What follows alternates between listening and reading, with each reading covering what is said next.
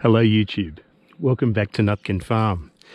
It was a beautiful autumn day here in April 2022, and it hardly looks like the place has been awash with flooding rain. I guess that's because I'm starting this video in block 1, which is a heavily grassed block, a bit too heavily grassed, and I'm just taking a look at what crop is still on the trees and what's fallen on the ground.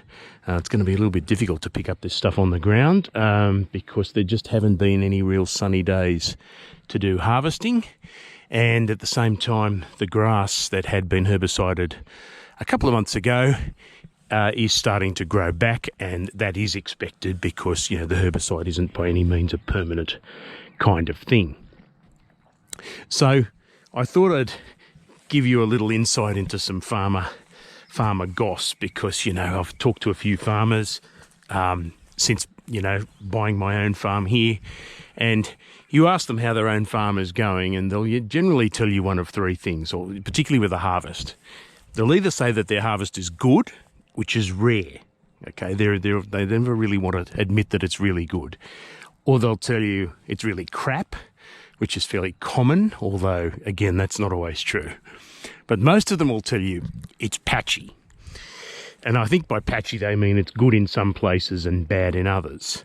And if you want to ask me what my harvest is this year, I'm going to tell you it's patchy too.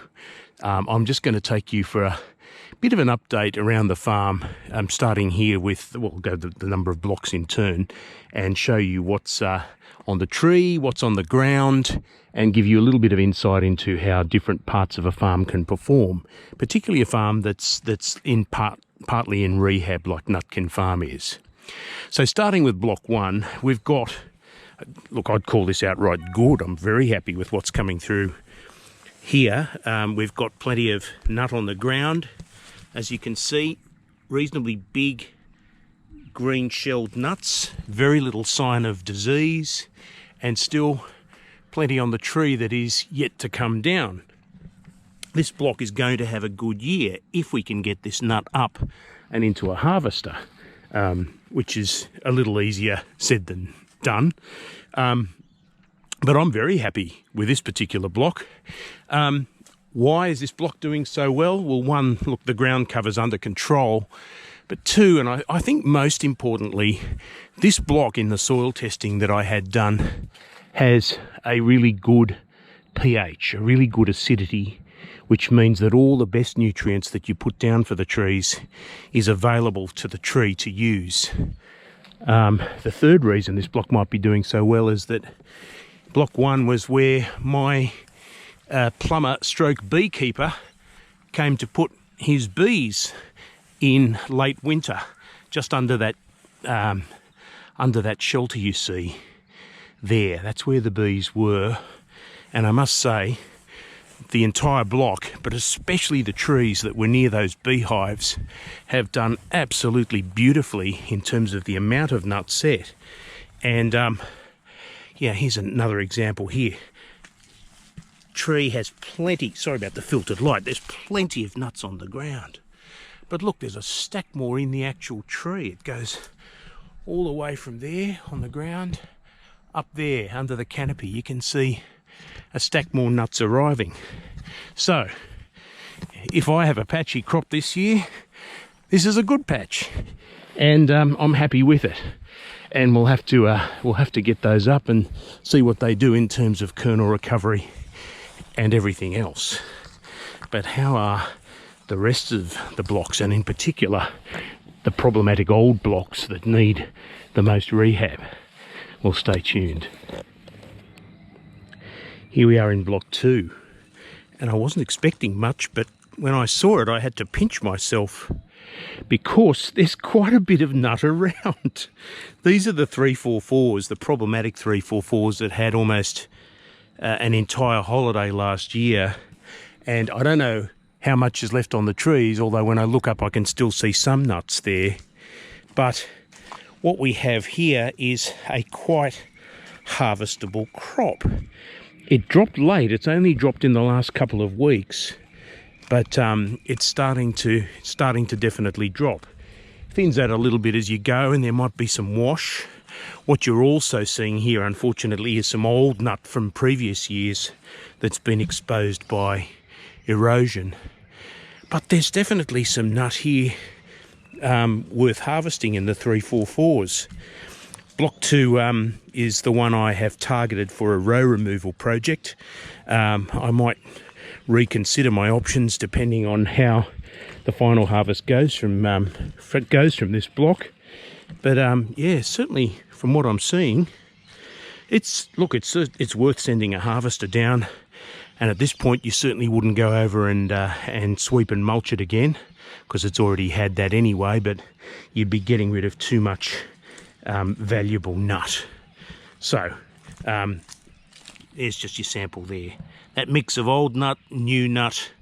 They're not very large nuts in this block, which, you know, is a little bit of a shame. 344s can be slightly larger than average, but you know, they're not always. Anyway, for someone who didn't have super high expectations of this block, I'll take it. Moving on. Here's block 3. Now, in the first good year I had taking over the farm, block 3 and 4 were the heavy lifters. They were the best crop I got.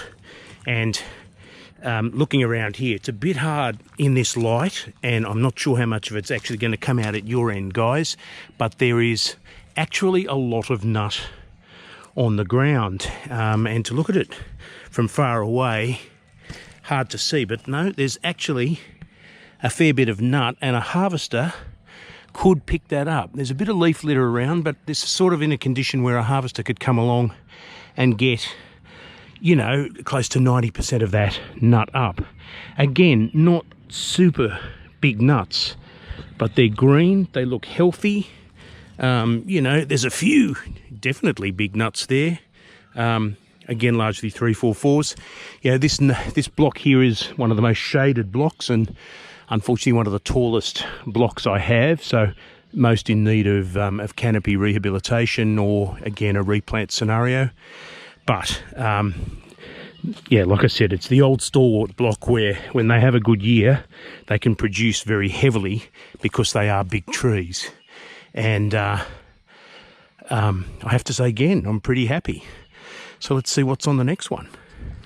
Here we are in block 4, and again you can see a fair bit of nut on the ground, not overly large or anything, and certainly mixed in with some old nuts that have been uncovered by erosion. Interestingly, this is, you know, an example of a block where the previous farmer cut out sometimes every second tree, or sometimes 2 out of every 3 trees, in order to give the remaining trees some light. Where that's happened, the remaining trees have fruited better. This one, for example, is pretty much on its own. Like, there's a cut-off tree and like 2 cut-off trees here, and it's put some decent crop on the ground. I wouldn't say this is nearly as good as block 3. Strange in a way, because block 3 and 4 normally sort of behave more or less together, but we've got sort of in the tighter old rows here where fewer trees were removed. There's very little to find except for leaves, and that's disappointing. So you wouldn't send a harvester down these rows just for the hell of that, but you know, overall you'd still probably harvest this block. You know, it costs money to harvest, particularly if you're paying contractors, and even if you're paying for your own diesel. But look, worth a harvest, and yeah, it would bring in something. I don't know. Yeah, again, looking up into the trees, any crop that's there is right up the top, and not only can you not see it, I can't see it either. One of those times when you think, you know, I've got to get a drone to fly up there. Although, you know, in a well-managed farm, you wouldn't need a drone because the trees wouldn't be that high. All right, that's block 4 down. What's in block 5? Now, block 5 is an old block as well, but because of its slope, there's always been a fair few problems with it. And I'm barely going to even stop here because I have to say it's not, you know, I'm not seeing any nut at all in these shaded areas. And it's one of those things where, yeah, it almost confirms my decision to do something with this block at some point. Anyway, disappointing. There are a few nuts on the ground, but just barely any. So let's move on before I get depressed. Now, block 6 is so stupidly overgrown that it was hard to find any decent place to show you the crop. But these 660s, where I'm looking at the moment, you can actually hear nuts dropping. There are nuts both on the tree, on the ground. They look good in places I've been riding past. I saw glimpses of some actual, they were nuts that were quite large for 660 actually. And they've always performed pretty well. Down the bottom there is a stack of A16s on the trees, but we don't expect them to fall until late May, early June. Yeah, the picture here in block 6, provided we can get it under control, is actually more promising than it looks. And finally, block 7, the dam block, or maybe I should call it the damned block. Very big issues with slopes and everything, but the trees in them have actually always been very good, and there is quite a lot of crop on the ground, quite a lot of grass between the rows, as you can see as well, and that's going to have to come out one way or the other before any harvesting's done. But I would say worth an effort. So that's block 7, and it's yeah, look, on balance, it's encouraging. So as the sun sets, in conclusion, maybe I shouldn't call it patchy, because in most blocks I've found a reasonable crop of nut on the ground, and in some blocks still substantial amounts on the tree.